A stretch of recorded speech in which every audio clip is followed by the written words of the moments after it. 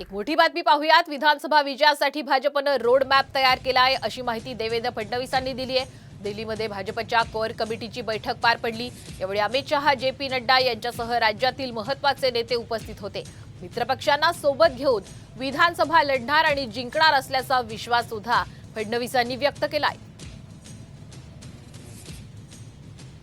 ही विधानसभा कशी निवडून येता येईल या संदर्भातला एक रोडमॅप आम्ही तयार केलाय आणि याच सोबत आता लवकरच घटक पक्षांसोबत देखील चर्चा करून आणि अत्यंत मजबूतीनं आपल्याला निवडणुकीत कसं पुढे जाता येईल या संदर्भातली सगळी कारवाई ही येत्या काळामध्ये आम्ही करणार आहोत। जो काही निकाल आला त्याच्यावर सविस्तर चर्चा ही करण्यात आली।